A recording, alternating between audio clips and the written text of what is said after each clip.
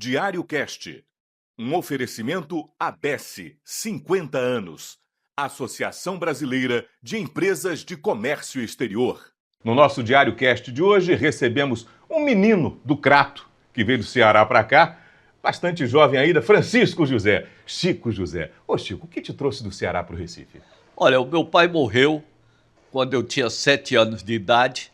Minha mãe casou com um cidadão do Recife quando eu tinha 11. Então eu vim para Recife com ela e estou aqui até hoje. Chico, e nesse seu trabalho feito na nossa região, que extrapolou as fronteiras, se tornou um ícone do jornalismo para todo mundo, porque você trabalhou também durante tantos anos na Rede Globo, uma das maiores emissoras do planeta, e com reportagens reconhecidas e com prêmios internacionais. Pensava em algo assim, Chico, de fazer algo que ganhasse uma repercussão tão grande? Não, eu não tinha ideia de que eu poderia ter essa oportunidade. No início, eu queria ser repórter esportivo e eu entrei no Jornal do Comércio e cobri 2 Copas do Mundo pelo Jornal do Comércio, inclusive a Copa de 70 e o período do Hexa do Náutico. Eu acompanhava o Náutico aonde ele ia. Tive a oportunidade de ver o Náutico ganhar do Santos 5-3 dentro da Vila Belmiro com Pelé e tudo. Olha só, rapaz. Era um time. Hoje até melhorou um pouco, mas estava muito mal. Agora, nesse período de Copa, você, nas coberturas esportivas, você teve um período que fez uma cobertura com o Brasil, acompanhou seleção fora, jogos no México e tudo mais, e teve uma reportagem que a gente lembra. Pouquinho antes de começarmos a gravação, Chico comentava aqui com a gente, com o Novelino, que está aqui conosco também, nosso chefe de reportagem, de uma que lhe rendeu um susto que o Exército queria lhe levar. O que foi que aconteceu? É verdade. É que o João Saldanha, para quem não lembra, ele foi o técnico da seleção brasileira que estruturou aquele time que foi campeão em 1970. Depois ele largou a seleção e foi trabalhar na imprensa. E nós fomos para Irapuato, no treino da seleção brasileira, contra a seleção de Irapuato, onde o Brasil fez vários gols, tudo, mas era um preparativo. E no intervalo desse jogo, João Saldanha, na área destinada à imprensa, respondeu a uma pergunta de um repórter da Globo, Juarez Soares. Juarez disse: João, esse time que está aí é praticamente o seu, né? Ele disse: eu formei essa base, tudo. Ele disse: com exceção do 10, né? Ele disse: por que você está falando isso? Ele disse: porque você falou que Pelé era míope, você barrou Pelé. Aí ele disse: nada disso, não falei que ele era míope, nem barrei por causa disso. É que ele estava tomando muito Dexamil para cumprir os compromissos dele fora da seleção. Por exemplo, terminava o jogo em Porto Alegre, ele tinha um jatinho esperando à meia-noite, 1h da manhã, para ele ir terminar de gravar os capítulos de uma novela, A Marcha, da TV Manchete. Depois voltava, treinava quando podia, saía para gravar os comerciais que ele tinha que gravar antes de ir embora do Brasil. Ia ficar 50 dias fora. Tudo. Então ele estava estressado demais e tomando muito comprimido para não dormir. Então foi isso que aconteceu. Eu barrei para ele se cuidar. É tanto que no início dos treinamentos no México, a comissão médica cuidou de desintoxicar o Pelé. Era o maior trabalho deles, era cuidar do Pelé. Eu escrevi isso aqui no Diário da Noite, com o título de Pelé Toxicom, mas contando isso. Palavras entre aspas. E na época havia o governo militar e tudo era censurado, então eles foram lá, que alegavam que naquele momento em que o Brasil estava unido pela primeira vez, o povo e o governo cantando para frente Brasil, eu vinha com uma página inteira de jornal para falar mal da maior estrela da conquista da Copa. E era o que o Pelé estava tomando de medicamento, era para manter ele acordado. Era para cumprir os compromissos dele. Pelé sempre foi muito correto, ele nem bebia, não fazia farra, como muitos hoje perdem a carreira porque fazem muita farra. Eu lembro de ter visto as imagens também, tem do seu Instagram, inclusive, Que é você no casamento de Pelé aqui no No Recife, casamento de aquele Pelé. Caxiri. Eu segurei Pelé por quase 15 minutos, todo mundo esperando ele lá. Eu disse, não, fica aqui. No casamento. Terminou o casamento e E o ele pessoal veio querendo quando ia cumprimentar. para a recepção, a imprensa, tudo. Eu disse, não, fica aqui que nós vamos entrar ao vivo no Jornal Nacional. Está tá na minha página no Instagram. Quem tiver curiosidade de ver é @Chico José de Brito. Chico, e essa coisa do esporte, as informações que você é sempre bem sucedido, também e os convites que surgiram, pautas na redação, para situações que começaram a ser diferentes do esporte. Como foi que isso aconteceu? Aconteceu quando eu entrei na Globo. A Globo, eu entrei em 1974 e só tinha repórteres no Rio, São Paulo e Brasília. E os correspondentes internacionais. Não tinha repórter no Nordeste, não tinha no Sul, não tinha em Minas Gerais. E eles precisavam de um repórter no Nordeste. Então eles viam as reportagens esportivas que eu fazia e entrava no Globo Esporte Nacional, até que um dia houve um incêndio grande ali na Corredor do Bispo, queimou um posto de gasolina, tudo, e eles não conseguiram me tirar da matéria. O Jornal Nacional jamais deixaria o repórter andar de costas, cabelo grande, camisa quadriculada, tudo tinha que estar no padrão. Padrão, tudo. E aí a diretora disse, quem é esse repórter louco que nós não conseguimos tirar da matéria e ele teve que entrar no jornal do jeito dele, tudo. Aí disse, é o repórter de esporte. Ele disse, manda ele para aqui para dar roupa para ele, cortar o cabelo e mudar esse sotaque horrível que ele tem. O meu sotaque é o mesmo até hoje. É a nossa maneira de falar. Eu até fui para o programa de Bial e ele disse, ele introduziu o sotaque nordestino na televisão brasileira. Que não teve jeito de ser corrigido, não teve porque jeito. Afinal de contas, quando a gente diz assim, Chico, a gente globaliza, mas não perde o sotaque. É importante manter essa identidade, né? E aí você teve alguns capítulos na sua carreira, que são marcos que a gente lembra, que foram muito significativos. Antes da gente falar das reportagens com natureza, tantos Globos Repórter, você é um recordista de Globo Repórter na Globo, mas eu lembro que teve um episódio de um assalto a banco que foi muito marcante, o Brasil inteiro parou para acompanhar naquele instante. O que foi que aconteceu ali, Chico? Vamos ouvir com você. Você sabe que eu não tinha que fazer aquela matéria.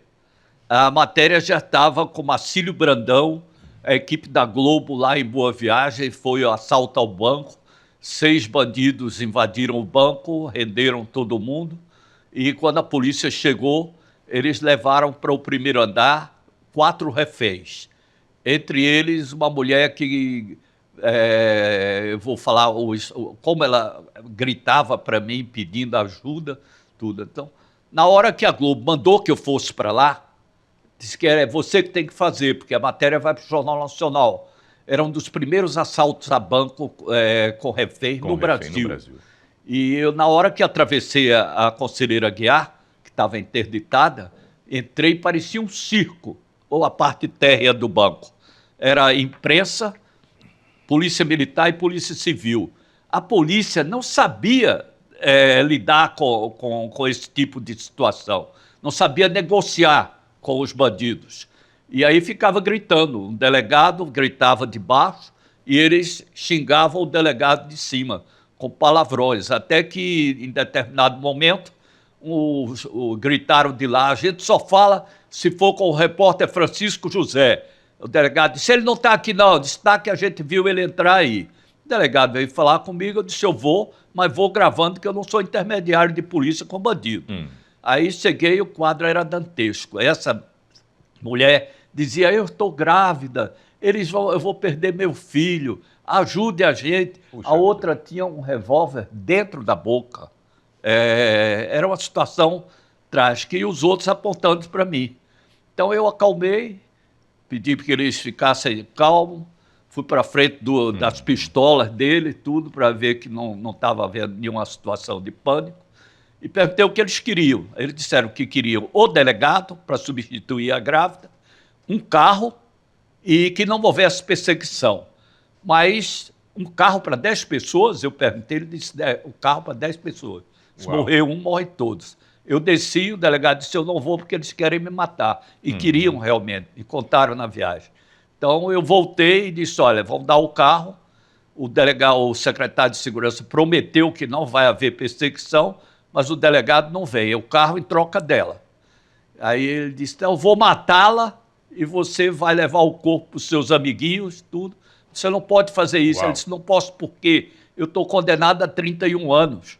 Eu não tenho o que perder tudo. Eu disse, eu fico no lugar dela. Aí ele disse, você fica no lugar dela? Eu disse, fico. Disse, então tu é o primeiro que a gente vai matar se eles perseguirem. E ele apontava com a pistola. Aí eu falei, para de gritar comigo. Enquanto eu estiver dentro do carro, eu sou a tábua de salvação de vocês. Então não grita mais comigo. A partir dali, eu virei o chefe da quadrilha. Eita. E aí nós fizemos uma viagem de Recife até Salvador. 10 pessoas dentro de um carro. No início eu tinha um bandido aqui e a gerente aqui. O bandido o tempo todo com a coisa. Inclusive está na minha página também. A gravação foi feita pela TV Manchete na época e pela TV Globo. E isso durou a madrugada toda, parou em Gravatar, eles estouraram o pneu do carro em Gravatar, houve perseguição praticamente o tempo todo, mas deu tudo certo. A gente chegou em paz e terminamos no hotel de 5 estrelas, porque eles me entregaram o carro, era uma veraneio da polícia, porque quando eles estouraram o pneu em Gravatar, eu pedi que eles trocassem pelo carro da polícia que vinha atrás da gente. Era uma veraneira maior. Sim. De que a Santana Quanto que nós tínhamos. Foi isso que aconteceu. Lembra a finalização? Como se deu, Chico? A finalização é que eles ficaram no morro, nós fomos para o hotel, depois o avião do banco nos levou de volta para o Recife, e a polícia foi prendendo um por um ao longo de 2 anos. O último foi morto dentro do Aníbal Bruno. Poxa vida, que capítulo. Hoje repetiria a mesma coisa, Chico? Repetiria. Eu fiz muitas outras vezes situações que eram de mais risco do que isso. E, por exemplo, um rio transbordando na Amazônia, seguindo o circo Orlando Fay, nosso barco atrás, atrelado na balsa que tinha 70 veículos do circo. Uau.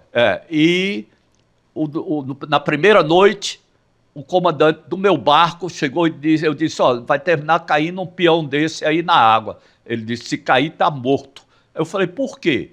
Não, é só nadar. Ele disse, vai nadar para onde? Se nadar para dentro a correnteza vai levar para dentro da selva, a profundidade está 10 metros. Onde era raso, está cheio, está 10 metros. Ele não volta contra a correnteza. Não volta. E ali estão as piranhas, ali está o jacaré, ali estão as serpentes. Então, nunca vi nem animal, nem ser humano sobreviver aqui à noite. E aí coincidiu que o funcionário do circo caiu na água. Uau. Na frente de todo mundo, porque ele não estava embriagado, não estava nada. Ele veio andando com óculos fortes, o farol da coisa, eles estavam manobrando a balsa que tinha batido numa árvore caída. Quando ele caiu, eu corri e olhei. Ele voltou, não sabia nadar, e olhou para mim. Aquele olhar foi como se dissesse, pô, você vive no mar e não vai fazer nada. Aí eu pulei na água, tirei ele da frente e fiquei esperando que a balsa passasse, porque o meu barco estava atrás. Aí gritei para o cinegrafista, que era casado com a Leilane Neubar, da repórter. Sim. E aí eu gritei para ele, Sérgio, joga a corda. Que eu tinha dito, olha, se cair um, joga a corda com a boia. Certo. Aí não dava mais para pegar. Eu falei, joga colete, joga colete. Eles jogaram uns 10 coletes na água, eu peguei, botei aqui embaixo e desci sempre no meio do rio. Então, isso, só quem ficou sabendo é quem leu o Jornal do Brasil, porque tinha uma equipe do Jornal do Brasil, eu tenho em casa o recorte e a minha equipe. Eu não botei isso na matéria, não botei nada. Então, eu já fiz várias e várias vezes, em aldeia indígena também, entrar em situações difíceis. Mas essa de ser refém, a Globo proibiu até hoje. Repórter nenhum é para ser refém. Jornalista não é para ser notícia. Agora, essa do Rio, Chico, eu também não sabia, eu desconhecia. Não, ninguém sabe. Pela primeira vez aqui eu estou comentando isso agora com você porque você perguntou se eu faria de novo. Eu já fiz outras vezes. Agora, amigo, tomar leite em onça, brincar com alimentar tubarão, enfiar a câmera na boca de tubarão, isso a gente já viu. Você é um cara diferenciado. E essa coisa de botar a câmera na boca do tubarão é que eu procurei ver com Fábio Azim, o saudoso Fábio Azim, pesquisador daqui do caso dos tubarões, aonde eu encontraria o tubarão-tigre, que é o que mata aqui. Foram 21 mortos e mais de 30 que ficaram mutilados. Exato. Aí ele disse, nas Bahamas, visibilidade de 40 metros e eles moram no abismo das Bahamas. Aí eu fui, a Globo pagou caro para a gente ir lá, que eles não estavam levando ninguém. Eles tinham matado um mergulhador alemão e aí foi proibido levar para esse lugar. E nós fomos até lá, assinamos um termo de responsabilidade pela própria vida. Você já disse que se eu morrer, ninguém é culpado. Eu estou indo sabendo que é risco de vida. Você diz exatamente isso. É risco de morte. Morreu, mas assinou um documento dizendo que sabia que ia ser atacado, que assumiu o risco, tudo. E o que ia mergulhar comigo estava com a roupa com fibra de aço. O tubarão bate, se ele bater no cilindro, ele volta. Se ele bater no remo, ele volta, ele não pega, ele só pega quando primeiro ele toca. Quase todos os sobreviventes que eu entrevistei disseram, primeiro ele bateu em mim, e é isso que ele faz. Aí eu, na quinta vez que ele veio para cima de mim, quando ele abriu a boca, eu consegui filmar dentro da boca do bicho. Tubarão de 4,5 metros, tudo, uma boca imensa. A gente tem esse take aí, vamos pegar nas redes sociais de Francisco José. Chico, que é o nosso montador aqui do material depois, vai buscar essa imagenzinha no seu Instagram, no @ChicoJosé. @ChicoJosé de Brito. Pronto, vamos conferir também o @ do homem aí, que a gente vai ter muitas experiências bacanas para acompanhar. E vendo por lá e aqui na conversa que você tem também para dizer para gente. Agora você fez Olimpíadas também. Deixa eu dar uma respirada aqui, que eu já estou também tenso aqui para tudo isso. Você fez Olimpíadas. Fiz as Olimpíadas de Seul e de Los Angeles. E mais 6 Copas do Mundo. Agora, o convívio com os atletas, o que é que você lembra desses Olha, na época da Copa de 70, o convívio era de amizade. É tanto que você vê parar Pelé na hora do casamento, dizer, espera aqui que eu vou entrar ao vivo contigo. Era exatamente porque naquela época não tinha treino secreto. A Globo tinha 9 pessoas na equipe cobrindo a seleção. A última Copa tinha 150 pessoas cobrindo a seleção. Então, hoje tem treino secreto. Na época não tinha treino secreto. A gente entrava no intervalo do treino, entrava para falar com o jogador. E o tempo todo só tinha... a seleção ficou treinando em Guanajuato, onde só tinham 2 hotéis. O Hotel Castilho de Santa Cecília, que era a concentração, e o nosso, da imprensa.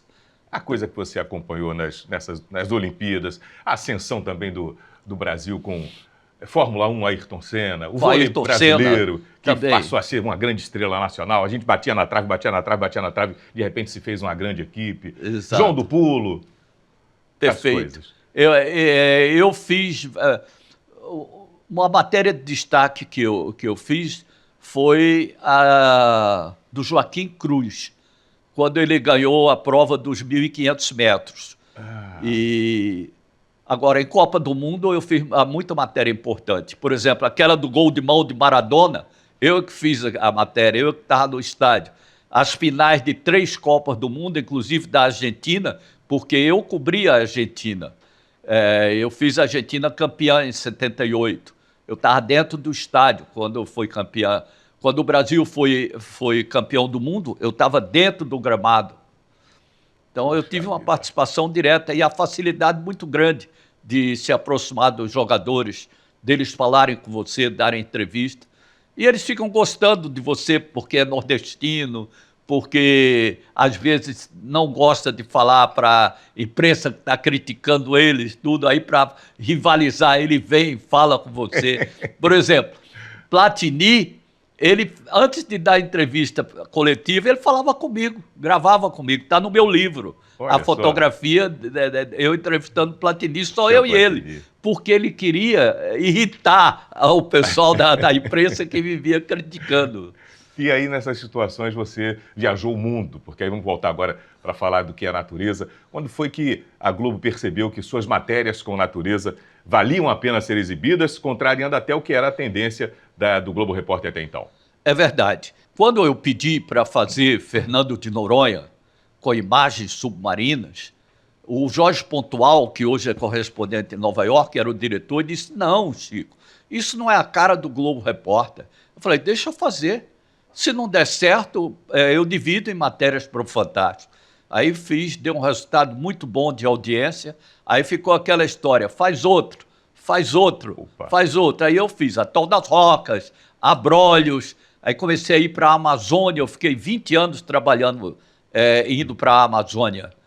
E os resultados eram maravilhosos. Aí eu comecei a Mar Vermelho, Uau. Barreira de Corais da Austrália, Ah. Micronésia, Indonésia, Caribe. Aí terminei indo ao Ártico, à Antártica, aos 5 continentes e mergulhando nos 7 mares. Nessas situações, dos extremos, Dos extremos. do mais frio aos lugares mais quentes, quais são as experiências que você tem sempre na memória? Eu fui a todos os biomas.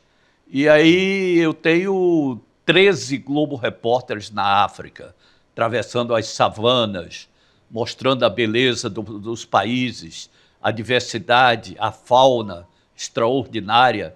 Eu estou levando até a minha família no próximo ano para o Quênia, que é o que eu considero o país melhor para se ver os animais. Tem um lago, o Lago Nakuru, que tem 1 milhão de flamingos. Uau! Então são coisas extraordinárias. E, Chico, para o jornalista aqui hoje, o jornalismo que você vê hoje, e essa turma que vai chegando, naturalmente a gente está tendo uma audiência nesse instante de alguns dos colegas jornalistas iniciando, que ficam pensando assim: poxa, tem ali 2 caras de cabelo branco e esse pessoal tem história de jornalismo. E o que é que você diz para essa turma que acompanha a gente nesse instante? Olha, eu acho que quem tem talento vai vencer. Quem tem força de vontade vai vencer. Eu faço palestras pelo Brasil afora, e um dos temas que eu gosto mais de falar é sobre superação. Você se superar para fazer as coisas mais difíceis. Que ninguém quer, que é difícil, que vai para um lugar que vai correr riscos, tudo. Por exemplo, eu viajei, a redação do Globo Repórter no Rio tinha uma pauta no quadro. Eu vi que era para ficar 30 dias numa aldeia indígena. Quando eu voltei do exterior, a pauta estava no mesmo lugar. Aí eu perguntei para ele, eu disse: e essa pauta aqui? Aí ele disse: não, isso aí está esperando você. Eu disse: ninguém quis ir fazer, ninguém quis. Um até alegou que tinha mosquito demais. Então, eu fui e fiquei 32 dias dentro da aldeia indígena. Eles eram tão primitivos na época que ainda enterravam os mortos no local onde ele dormia. Um palhoção imenso, 600 pessoas vivendo ali, e ali tem a rede dele de fibra de casca de árvore. Ele dorme ali, quando morre, enrolam a rede nele, cavam um buraco e ele vai viver ali. O cemitério é dentro da aldeia. Muito primitivos. Eu fiquei 32 dias com eles. E essa matéria foi o primeiro Globo Repórter a ser finalista do prêmio Emmy, que é o Oscar da televisão mundial, né? Chico, você mostrou para o Brasil também inteiro, revelou um Nordeste que, se hoje tem dificuldades, naquela época tinha muito mais. Era um Nordeste com muita seca e com umas regiões muito castigadas. Nós tivemos a oportunidade de ver recentemente enchente no Rio Grande do Sul, que foi uma comoção nacional. O Jornal Nacional foi para lá, entrava ao vivo com 10 repórteres, tudo.